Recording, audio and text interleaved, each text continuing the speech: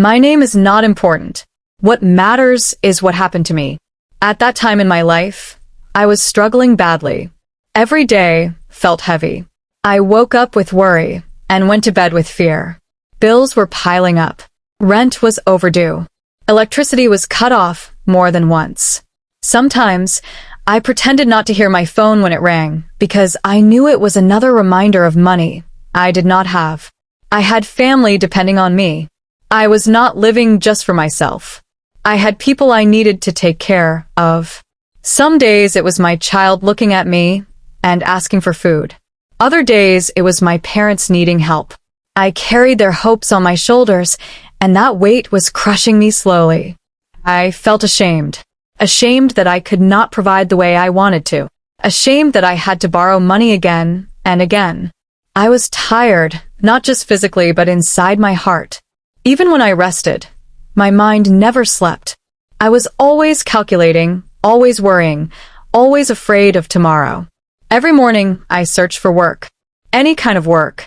I did not care about comfort or status anymore. I just needed something that paid. Something that could help me survive. I applied to jobs I never imagined myself doing. I lowered my expectations. I told myself, once I start earning, things will get better. The pressure was everywhere. Time was running out. Savings were gone.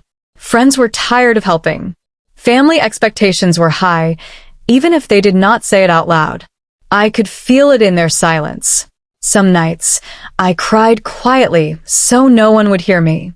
Other nights, I stared at the ceiling, asking myself how my life had reached that point. I felt weak, but I had no choice but to keep going. All I could think was one thing. I just needed something to survive. Job. It looked normal. Very normal. The pay was good, better than most of the jobs I had applied for. The message said urgent hiring. That word caught my attention immediately. Urgent meant fast. Fast meant relief. Relief meant I could breathe again. The job description was simple. Nothing strange.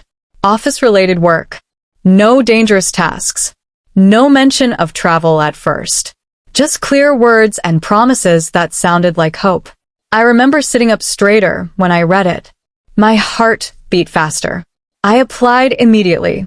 A few days later, I received a message. I had been selected for the first stage, an online interview and a small exam. I felt proud. It had been a long time since anything good happened to me. That night, I studied like my life depended on it, because it did. I read and reread the materials.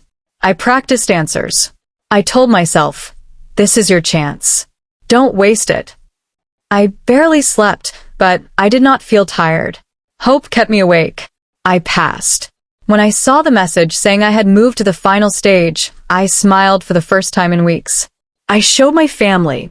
We celebrated quietly, careful not to expect too much. But inside me, something lifted. Then came the next message. The final interview required physical appearance. My heart paused. The location was in another state. For a moment, doubt tried to enter my mind.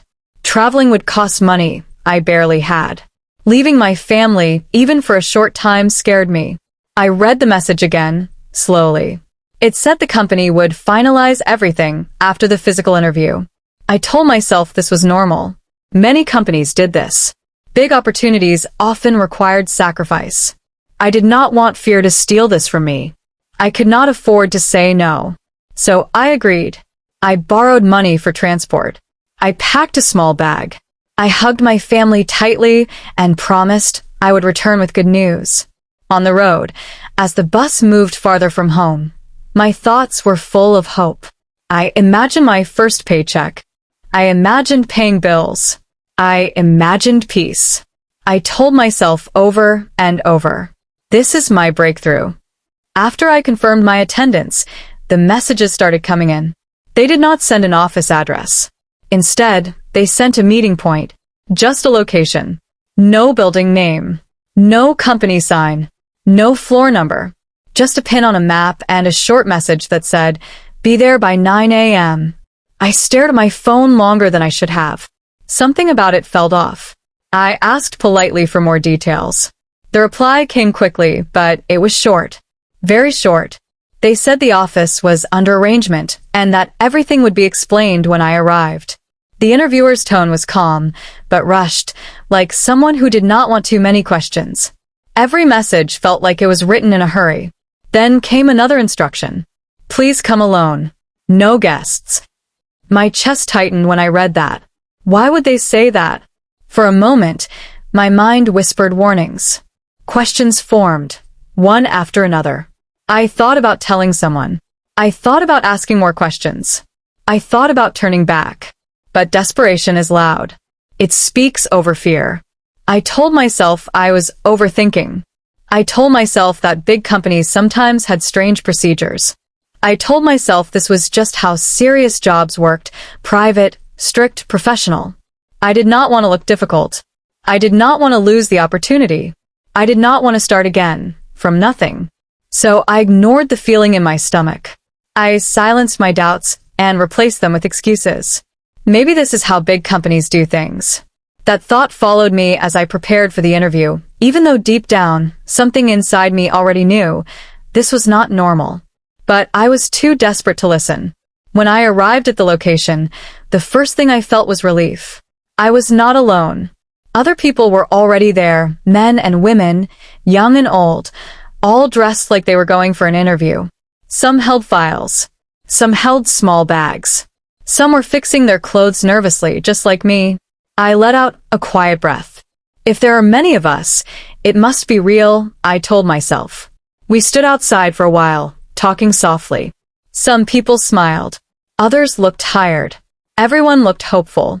We were strangers, but in that moment, we felt connected by the same need, work. Then the bus arrived. It was an old bus, the kind that makes noise even when it stops. The paint was fading, and the windows were dark. It stopped a few meters away from us, and dust rose into the air as it came to a halt. No company logo. No sign. No explanation. A man stepped down from the bus and told us calmly to board. That's where the interview will continue, he said. Someone asked a question, but he waved it away. He said the office was farther inside. He said everything was arranged. He spoke with confidence, like this was normal, like we were the strange ones for questioning it. One by one, people began to enter the bus. I hesitated. This was not what I imagined. I expected a building. Chairs. A reception desk. Not a bus. But again, I looked around. Everyone else was getting on. I did not want to be the only one left behind. I did not want to look scared. I did not want to lose the chance. So I stepped forward and boarded the bus. The door closed behind us with a loud sound. As the bus started moving, silence slowly replaced the small talk. The road stretched on and on. Minutes passed. Then more minutes. No one explained where we were going. I checked my phone. The signal was weak. 1 bar. Then none. Messages stopped loading. My heart began to beat faster. The city disappeared. Buildings became fewer. Roads became rougher. Trees grew thicker on both sides. People started whispering. Where are we going? Did they say this? This is too far. I felt trapped in my seat. I wanted to stand up. I wanted to ask the driver to stop. But fear glued me down. My hands were cold. My mouth was dry. Still, I tried to hold on to hope. Maybe the office is just far, I thought. Maybe this is part of the process. But deep inside, something had changed. The feeling of control was gone. And I knew whatever this was, it was no longer in my hands. The bus finally stopped. We were in front of a building that made my stomach twist with unease. It was old, gray, and silent. The walls were cracked in places. Windows were dark, dusty, and some even broken. There were no signs, no logo, no company name, nothing to show we were in the right place. Just a heavy metal gate and a dimly lit entrance. The bus engine turned off, leaving a sudden silence that felt louder than any noise I had ever heard. The street was empty. No cars passed. No people walked by. Only the wind whispered through the cracked walls. My pulse raced. My hands were clammy. I stepped off the bus and immediately noticed the poor lighting. A single flickering light over the entrance made long shadows that danced across the walls. I had to squint to see where I was stepping. Every shadow looked like someone waiting to grab me. My heart pounded. I looked around at the other applicants. Most of them were quietly following each other toward the entrance. Some whispered softly, but there was fear in their voices too. I tried to act normal, but my legs felt heavy. I debated turning back. Maybe I should leave. Maybe this is wrong. Every instinct screamed at me. But then I remembered why I had come. The hope I had clung to for weeks. My family depending on me. The chance to survive. Fear and hope collided inside me. I could feel both gripping my chest. I took a deep breath and told myself, I can do this. Just a few steps inside. The door creaked as we pushed it open. The inside was dark, cold, and smelled faintly of dust and something else I could not name. The floor was hard concrete. The walls were bare. No desks, no reception, no welcoming staff. Just emptiness. I hesitated at the threshold. Every part of me wanted to run. Every part wanted to scream. But I needed the job. I needed the hope. So I stepped inside. And with that one step, I crossed into the unknown. The emptiness swallowed us all, and the sense of safety I had clung to on the bus was gone. Every sound, a creak, a whisper, even my own breathing, felt amplified. The building was silent in a way that was not peaceful. It was watching. I told myself again, trying to steady my shaking hands. Just a few more steps. It will be okay. It has to be.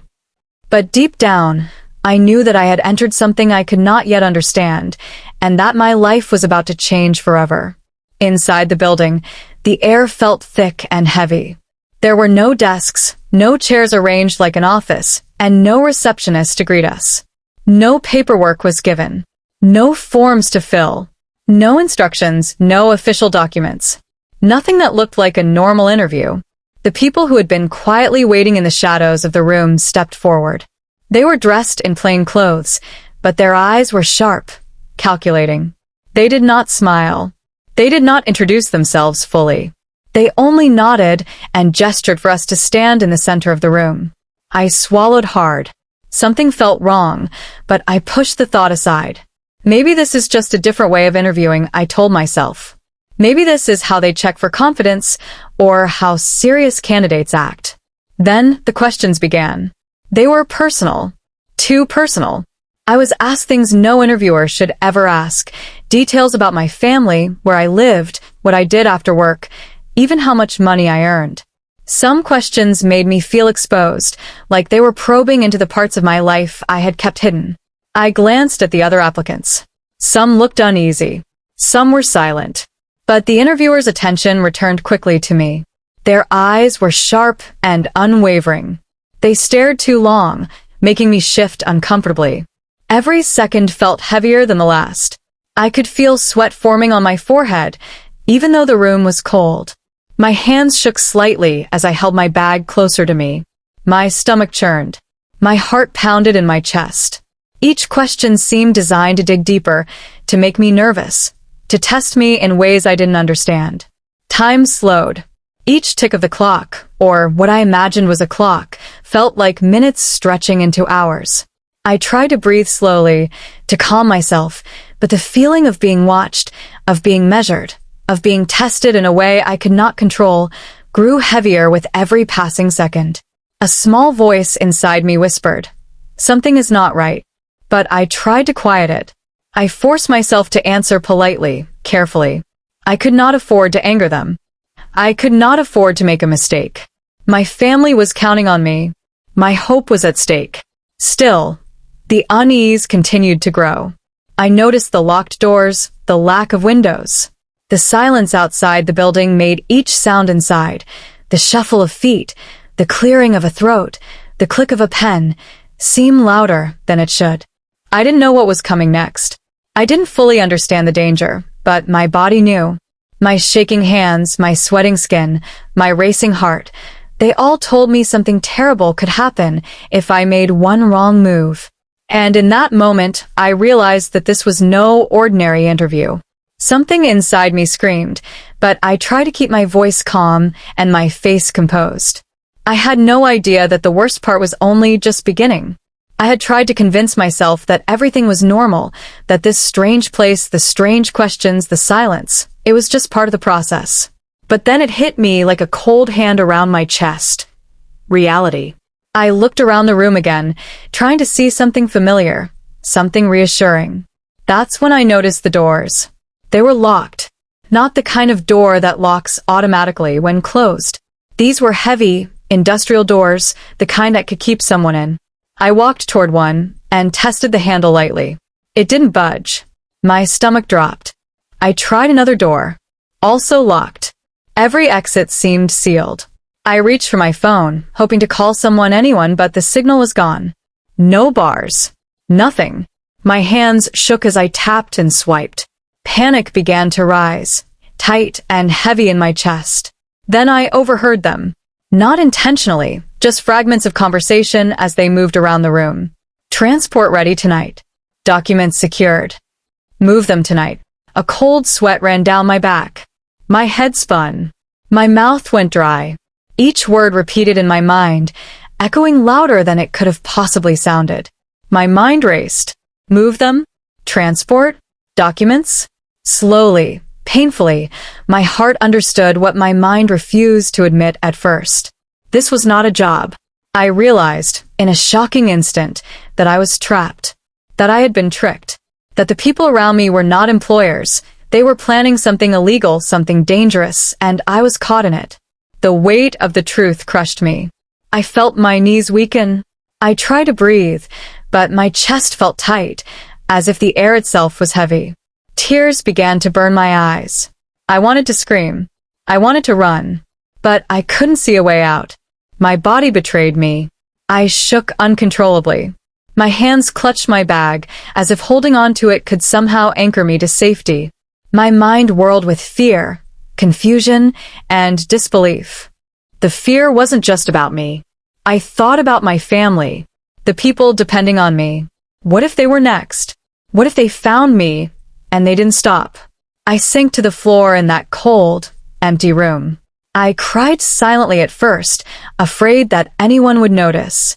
Then louder, letting all the panic, the helplessness, the horror pour out. For the first time, I understood that I was in real danger. Not just disappointment or a bad situation, but danger that could destroy everything I loved. And that's when my mind knew the hope I had carried so far was gone, replaced with the harsh, terrifying truth. I was trapped, alone, and completely at the mercy of people who had no intention of letting me leave. The moment I tried the doors again, they stepped forward. There was no shouting at first, no chaos, just a quiet, heavy silence that felt worse than noise. One of them stood near the door, blocking it completely. Another slowly picked up my phone from the table and turned it off, even though it was already useless. That was when the confrontation happened. One of them spoke calmly, almost kindly, but his words were sharp and cold. He told me to sit down. He said there was no need to panic. He said everything would be easy if I cooperated. My heart pounded so hard I thought I would faint. I asked to leave. My voice cracked as I spoke. I said I was not interested in the job anymore. I said I had made a mistake. They smiled. That smile broke something inside me. They told me leaving was no longer an option. They said I had already come too far. One of them said, very clearly, "You belong to us now." Threats followed. They talked about what would happen if I screamed. What would happen if I resisted? What would happen if I tried to run? Their words were calm, but their meaning was cruel. They made it clear that no one knew where I was. No one would hear me. No one would come. That was when the truth fully hit me. This was kidnapping. This was trafficking. I felt sick. My body went cold. My legs felt weak, like they could no longer hold me. I thought about the bus, the locked doors, the strange questions. Every red flag I had ignored came crashing back at once. Then they showed me something that broke me completely. They showed photos, images of other women. Some looked scared. Some looked empty. Some looked like they had already given up. They told me those women had also come for jobs. They told me I would be sent away by nightfall, just like the others. I started crying uncontrollably. I begged. I shook. I couldn't stop my hands from trembling.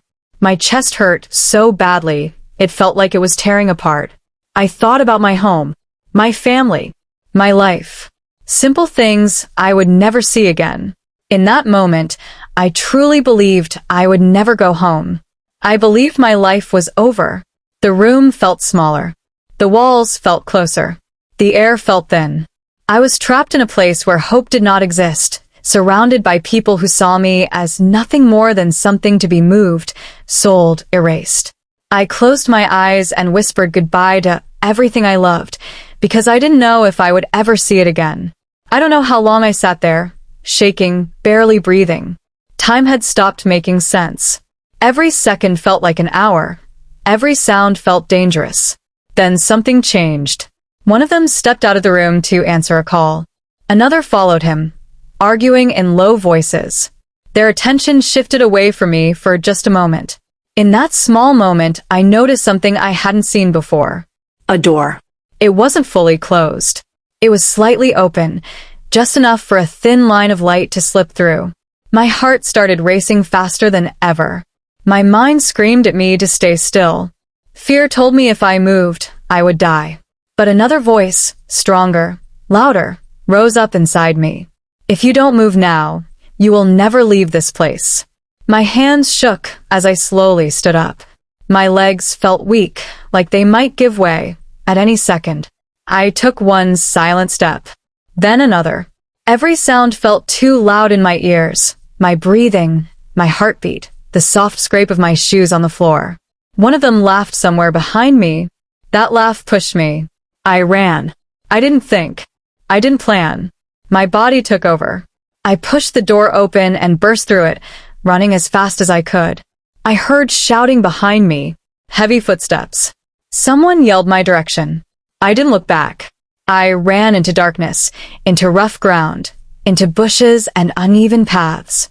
Branches scratched my skin. Stones cut into my feet.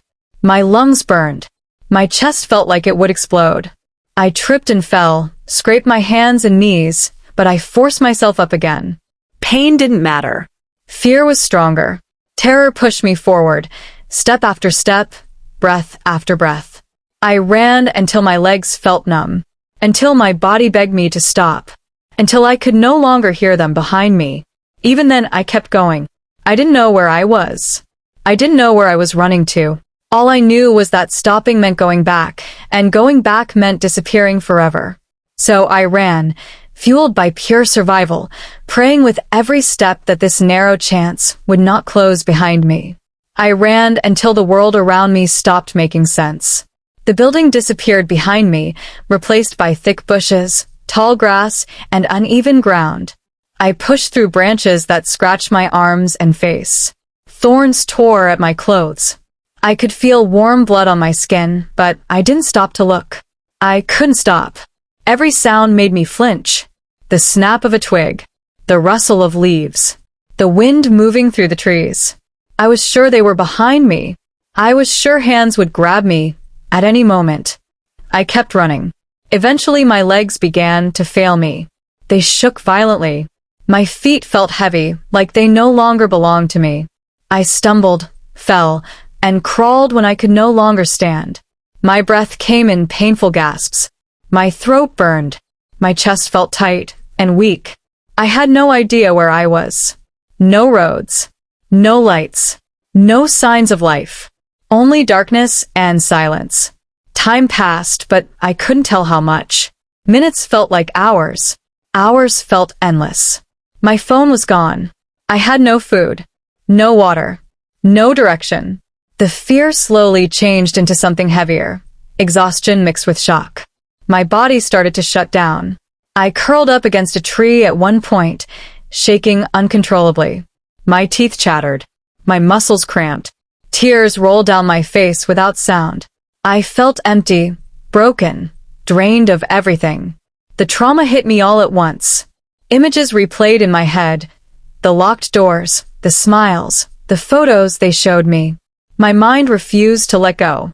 I pressed my hands over my ears as if I could block it out, but it followed me anyway. I thought I might die there. Alone. Lost. Bleeding. Forgotten. I didn't know if anyone would ever find me. I didn't know if I would wake up again, if I closed my eyes. But somehow, deep inside, a small part of me refused to give up. So I forced myself to move again. One step. Then another. Even when my body begged me to stop, fear and the will to live dragged me forward into the unknown, hoping, praying, that somewhere ahead, there would be help. After what felt like endless hours in the dark, tangled bushes, I finally stumbled onto something hard and flat. My legs had no strength left. My lungs burned.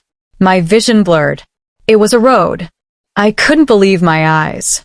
Light reflected off the asphalt, and the distant glow of cars made me think I had reached the world of the living again. But my body could go no further. I collapsed onto the pavement, my arms scraping against the rough ground. I tried to call for help, but my voice came out as little more than a whisper. My words failed me completely.